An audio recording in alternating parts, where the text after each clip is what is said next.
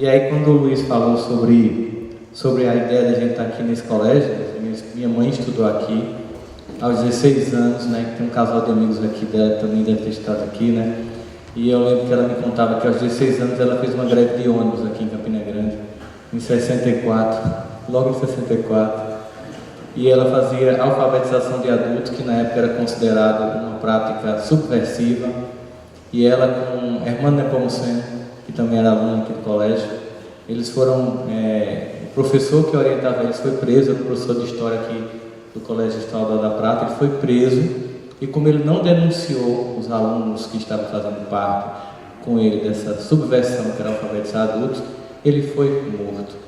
Porque a gente sabe que assim que o golpe de 64 aconteceu, Campina foi a primeira cidade a fazer um levante contra o golpe.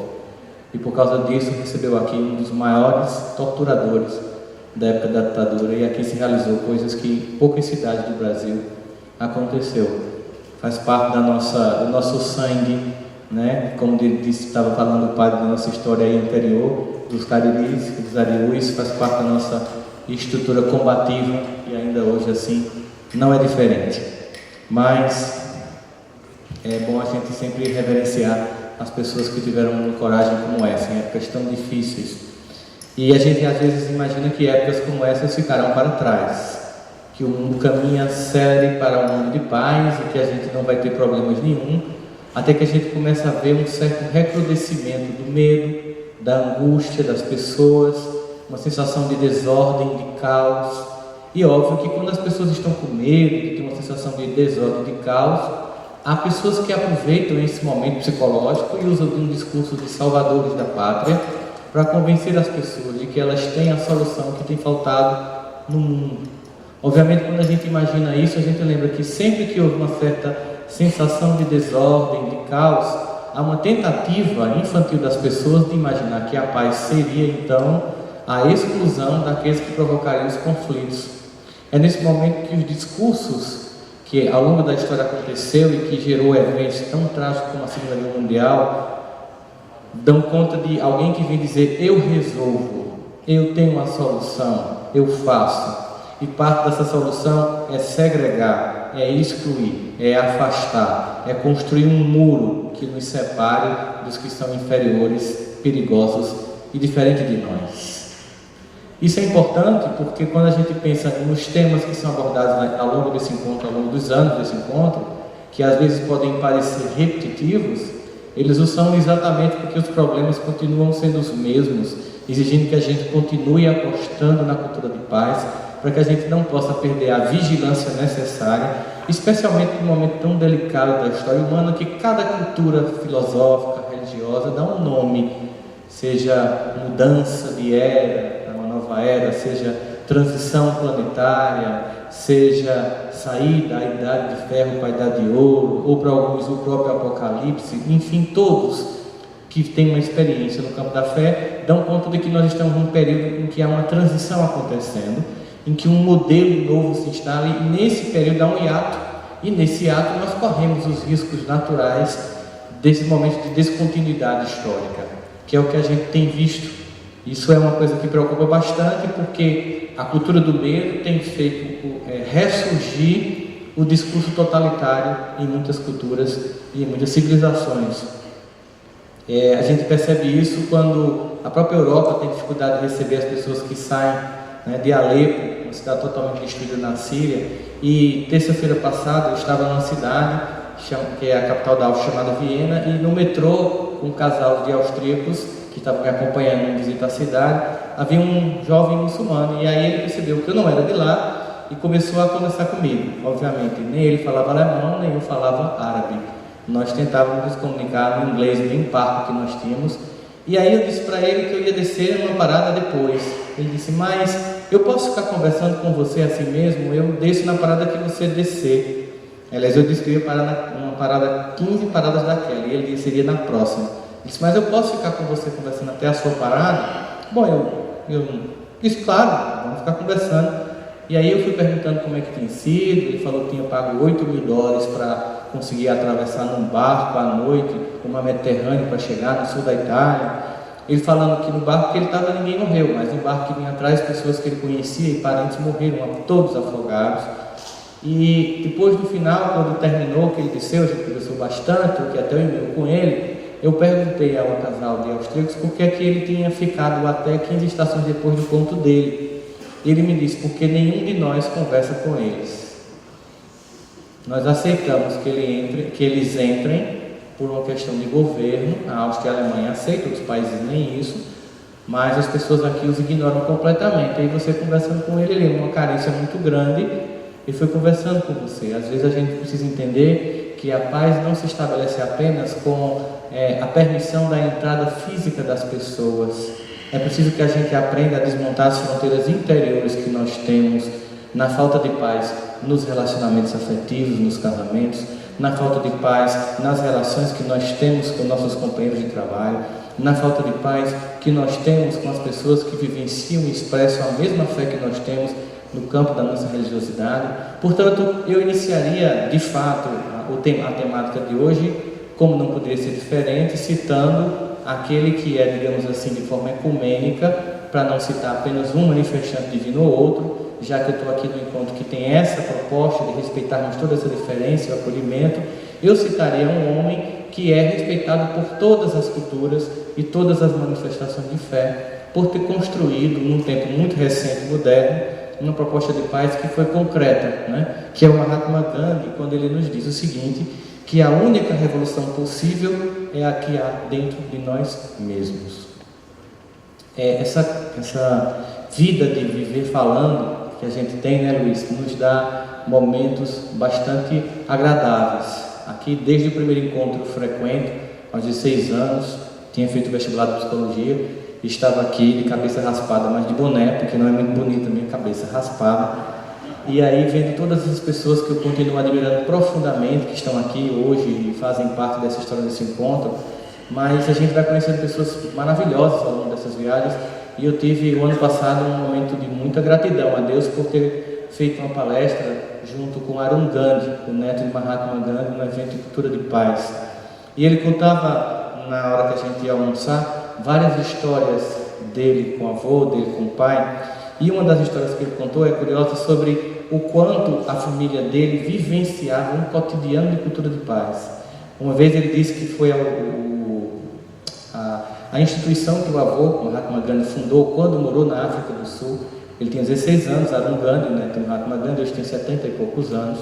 Ele disse que eu fui era para ir para a instituição e meu pai me pediu para encontrar com ele às 5 da tarde, mas minha mãe me deu uma lista de compras e nesse coisa passei no cinema, estava passando um filme de John Wayne. Para quem lembra de John Wayne, não levante a mão, quem entrega a idade. Eu fui assistir um filme de John Wayne e aí passou da hora, eu cheguei 6 da tarde, e o evento tinha terminado. E quando eu olhei para o meu pai, eu esperei o que acontecia com os meus colegas, que me batesse, porque eu tinha chegado atrasado. E meu pai disse para mim, eu preciso entender onde eu tenho falhado na sua educação, para que você não consiga entender uma ordem tão simples de um pai para um filho.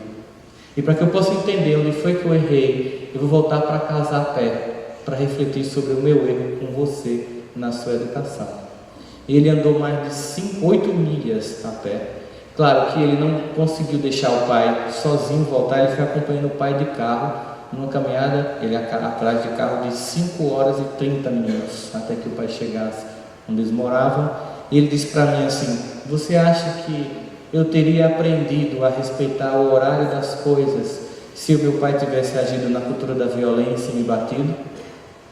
Eu jamais vou esquecer meu pai de terno e sapato, andando 5 horas e 30 minutos, refletindo sobre algo que eu tinha que refletir, e eu atrás acompanhando ele. Essa imagem jamais sai da minha cabeça, e eu aprendi com meus familiares que em qualquer momento nós temos que agir com paz. A todo momento nós devemos ter uma vida que é pautada em paz. Obviamente, eu percebo que longe da história dele, eu tenho uma muito engraçada que aconteceu comigo aqui na Aldão Bezerra, porque aí você vai falar dos seus referenciais locais. O que é você tentar estabelecer uma cultura de paz através de um princípio que é assumir que errou. Eu estava entrando na Aldão Bezerra e eu não esperei, que é uma rua mais movimentada, e eu entrei de vez, e um homem numa caminhonete com um filho, um bebezinho, no banco de trás, e a mulher, e ele teve que desviar muito rapidamente, quase bati em mim, depois quase bati no poste, e depois ele ficou me esperando, que eu entrei na rua, ele ficou me esperando abrir o carro, e eu pensei, o carro dele é uma caminhonete, o meu não, se eu correr, ele corre atrás e me alcança. Então a melhor coisa a fazer numa hora dessa é você chegar lá e dizer o que fez. O motivo inicial foi o medo. Eu estou sendo bem franco, né? Eu pensei, eu vou apanhar. Ele era tatuado, com um braço que dava o tamanho da minha perna. Eu disse, é melhor, né? E aí quando eu fui chegando perto do carro dele, eu parei de lado, eu não fui, abri o vidro e disse, o senhor pode dizer o que quiser comigo, que o senhor está certo, eu fiz uma coisa absurda. Aí ele fez, não faça mais isso não. Aí eu, com certeza, não faço mais não. Ainda mais com alguém do tamanho dele, eu pensei.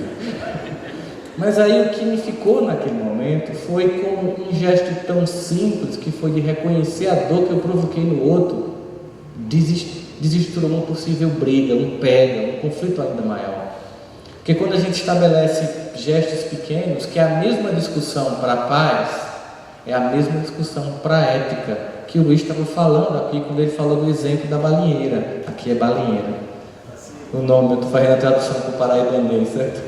O estilingue aqui é balinheira. Quando você, desde o início, você desestimula, né, através de pequenos gestos, a violência ou a falta de ética, você vai criando os grandes exemplos de paz e de ética. Mas, obviamente, quando ele diz isso, que a grande questão todinha nossa é uma revolução que é interior, a gente pensa no que significaria, então, essa paz interior.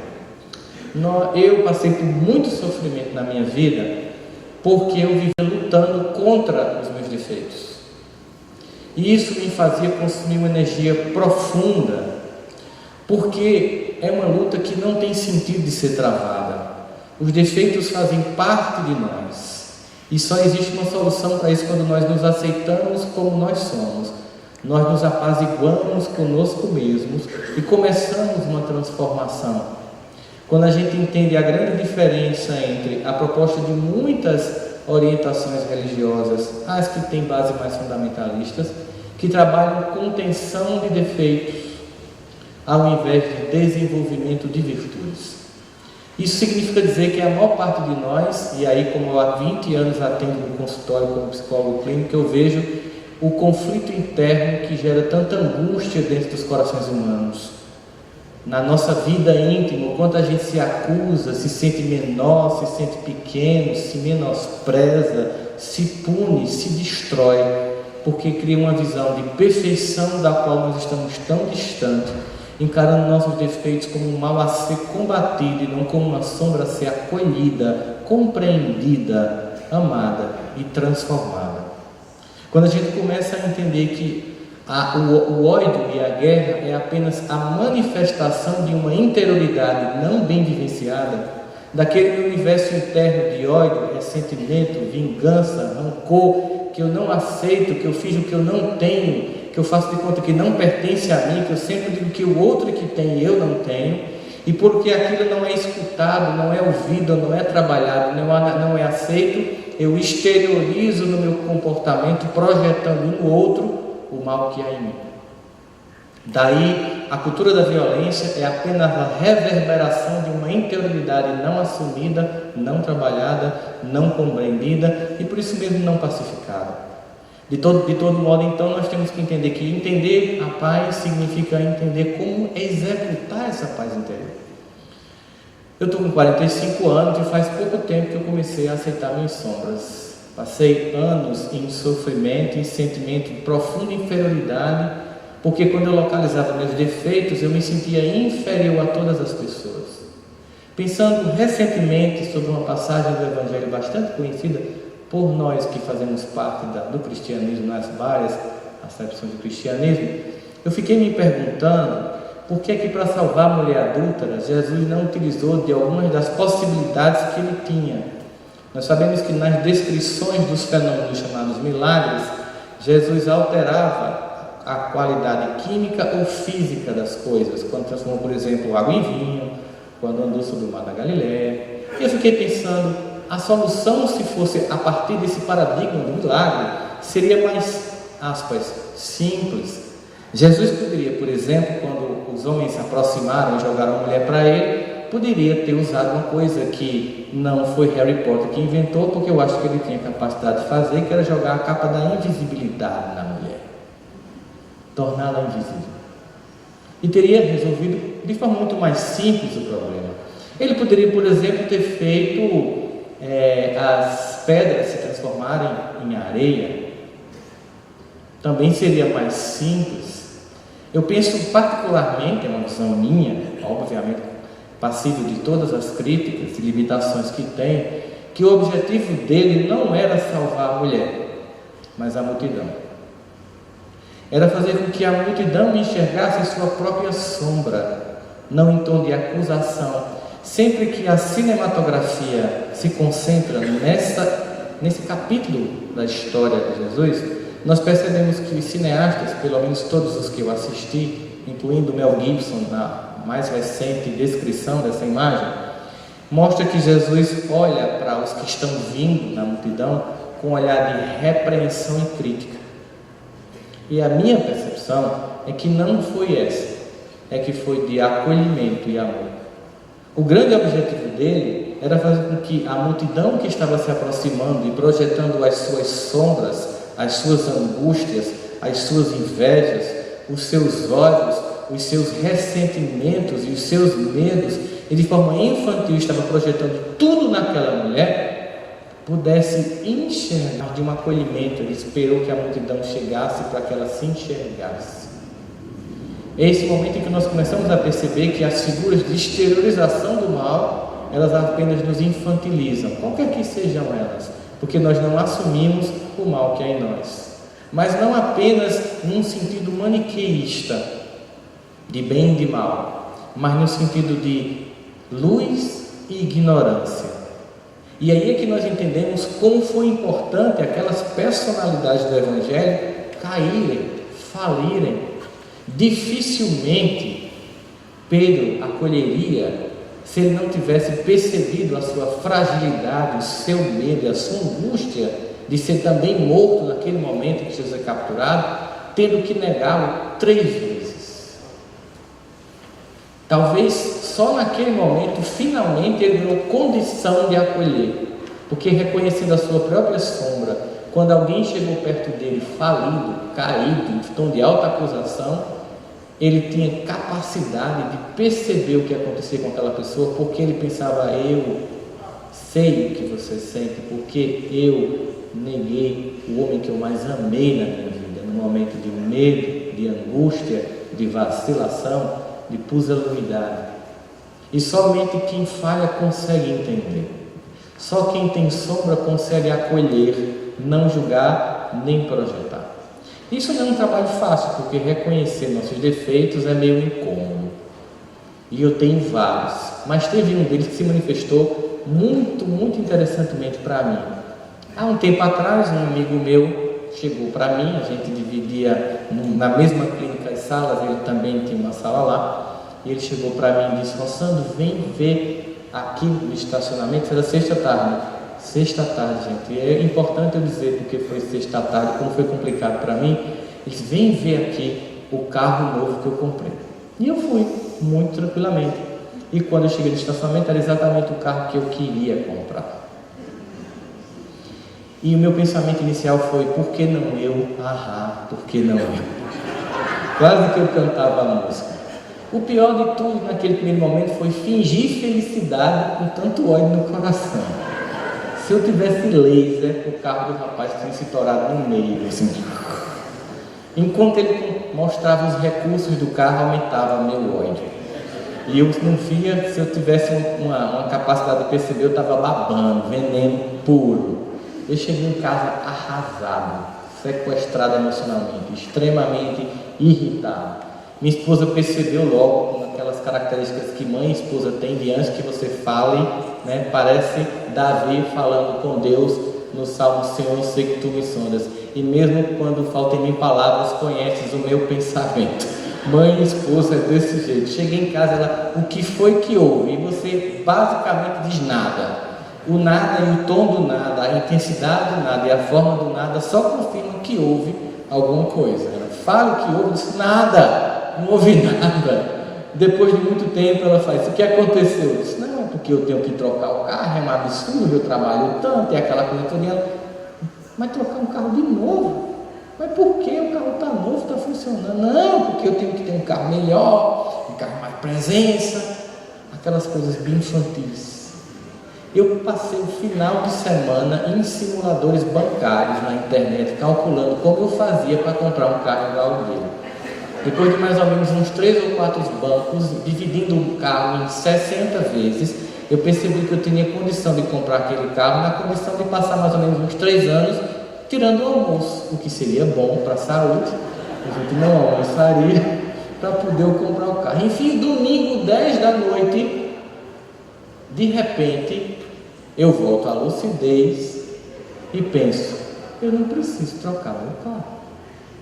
Minha esposa estava na sala, eu cheguei e ela percebeu, você está melhor, né? Estou. Por quê? Porque eu acho que eu não tenho que trocar o meu carro. Ela fez, graças a Deus, voltou para ele. Eu percebi que eu não preciso trocar meu carro. Aquela experiência de inveja foi fantástica para mim. Porque a coisa melhor do mundo é você sentir um sentimento que você acha que os outros têm. Lembra que eu citei para vocês, há uns 3 anos atrás, uma pesquisa que o IBGE fez sobre a característica esquizofrênica do povo brasileiro? Quando perguntou assim, primeira pergunta, você é racista? 94% dos entrevistados, não, de jeito nenhum. A segunda pergunta, o Brasil é um país racista? 95% muito racista. O povo aqui é muito racista. Depois a terceira pergunta era, você tem preconceito racial? De jeito nenhum. Né? É a mesma. Você tem inveja? De jeito nenhum. 95% dos entrevistados. Depois a terceira, quarta pergunta, você é invejado? Muito. 97% dos entrevistados disseram que eram muito invejados. E eu já tive a oportunidade de perceber que cada profissional acha que a profissão que tem mais invejoso é na dele. Se você perguntar a um taxista, ele vai dizer que não tem gente mais invejosa do que o taxista. Se você perguntar a um professor, ele vai dizer o mesmo. Se você perguntar a um médico, ele vai dizer a mesma coisa. Uma vez eu estava atendendo um cirurgião e ele estava dizendo para mim que estava com vontade de comprar uma Mercedes. Eu disse, você comprou a sua Mercedes? Não, desisti. Por quê? Porque não existe gente mais invejosa do que médico.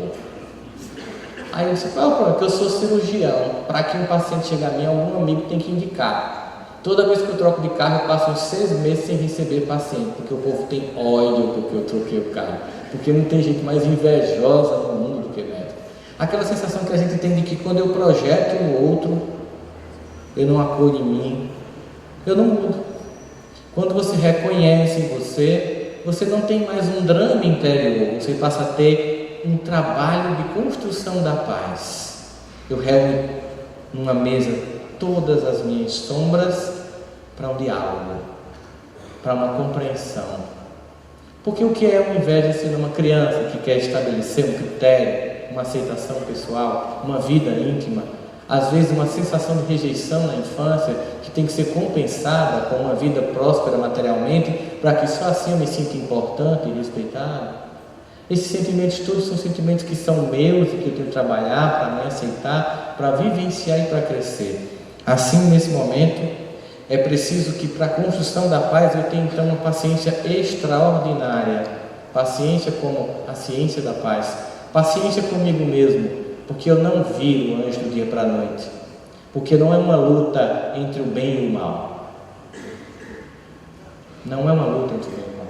É a aceitação das próprias condições interiores e da condição do outro. Quando eu aceito a minha sombra, eu aceito a do outro. Quando eu aceito a minha imperfeição, eu aceito a do outro. As minhas relações não são pautadas na vontade de que o outro me siga e seja perfeito, mas que ele, como eu, seja imperfeito e também queira servir.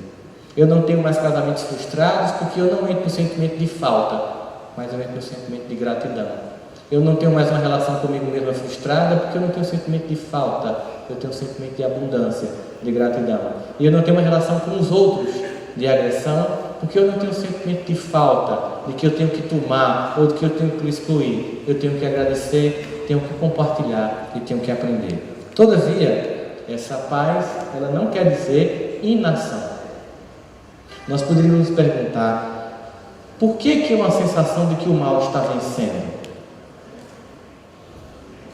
Essa pergunta, um pensador no campo da filosofia, chamado Allan Kardec, fez num projeto de pesquisa de fazer uma pergunta a vários médios ao redor do mundo e receber a mesma resposta. Lembrando-se, na época não tinha luz elétrica, também não tinha WhatsApp, não houve Ctrl+C, Ctrl+V, eram provas cruzadas de vários lugares do mundo chegando à mesma resposta. Ele fez uma pergunta cuja resposta deve nos incomodar, nós que buscamos a cultura da compreensão, da paz e do respeito. Ele pergunta, por que no mundo tão frequentemente a influência dos maus sobrepuja a dos bons? E a resposta, por fraqueza destes, ou seja, por fraqueza dos bons. E ele continua, os maus são intrigantes e audaciosos, os bons são tímidos, mas quando estes quiserem, preponderarão. Quando a gente quiser, a gente prepondera. Significa dizer que nós temos que ser audaciosos e não mais tímidos. Eu estava fazendo uma palestra numa cidade há 4 dias atrás e um indivíduo disse para mim assim, era uma tradução simultânea, porque lá não tinha consecutivo, porque não tinha aqueles negocinhos, então eu falava, a pessoa traduzia, e a pessoa lá disse assim, eu gostaria muito de falar, eu tenho capacidade de oratória, eu sou professor aqui da universidade, tenho 2 pós-doutorados em filosofia, mas eu não gosto porque eu sou vaidoso. Eu disse, que bom, seria difícil você falar sem vaidade, porque é preciso ter audácia, é preciso ter coragem. Com o tempo, a gente percebe que a gente é só um instrumento. Aí o ego vai cedendo lugar à mensagem que é maior do que o mensageiro. Mas inicialmente é preciso audácia, é preciso coragem, é preciso a gente deixar de ficar nas sombras, temer nossas próprias sombras, acolher cada uma das nossas deficiências com compreensão, com um sentimento profundo de que nós somos capazes de desenvolver uma paz interna, aceitando defeitos, vacilações, medos, angústias, pensar uma coisa e fazer outra, incoerência, ambivalência, todo mundo tem isso. Saber que se você toma Rivotril para dormir, Lexotan, porque você tem drama de consciência e às vezes não consegue dormir porque está com culpa, eu quero dizer que só quem tem culpa é quem está avançando na luz, porque quem não avança na luz dorme em paz, por enquanto. Pois se você já tomou Rivotril para dormir, parabéns. Só quem tem crise de consciência é quem está ganhando consciência. Pasmem vocês, os nossos irmãos que no campo da política, como dizia Luiz, subtraem, eles não dormem com dificuldade, gente. Eles dormem temporariamente tranquilos, mas eles não são excluídos do amor de Deus e serão também objetos da reintegração, serão também acolhidos. E eu acho que existe uma música que é, lendo essa música em forma de poema, que eu gostaria de terminar, que é a verdadeira expressão da esperança e da fé com relação ao futuro. No momento em que em que a gente pensava que tinha destruído um muro e que querem construir um outro, dando uma sensação de que a gente vai dar um passo para trás, mas é uma sensação daqueles que ficam apenas observando o caos aparente sem ver a luz que se manifesta em meio a este momento. A música de Guilherme Arantes amanhã é o poema da esperança no porvir, que também depende da nossa ação com audácia e coragem. Ele diz o seguinte, apesar de todos os que vão dizer que o mundo está entrando em rota de colisão com a própria história, declínio civilizatório e ao mesmo tempo erupção de discursos totalitários, amanhã será um lindo dia da mais louca alegria que se possa imaginar. Amanhã, redobrada a força para cima que não cessa a de vingar. Amanhã, mais nenhum mistério acima do ilusório, o astro-rei vai brilhar. Amanhã, a luminosidade alheia a qualquer vontade há de imperar. Amanhã está toda a esperança, por menor que pareça, existe e é para vicejar. Amanhã, apesar de hoje, será a estrada que surge para se trilhar. Amanhã, mesmo os que uns não queiram, será dos outros que esperam ver o dia raiar. Amanhã, ódios aplacados, temores abrandados, será pleno. Muita paz a todos.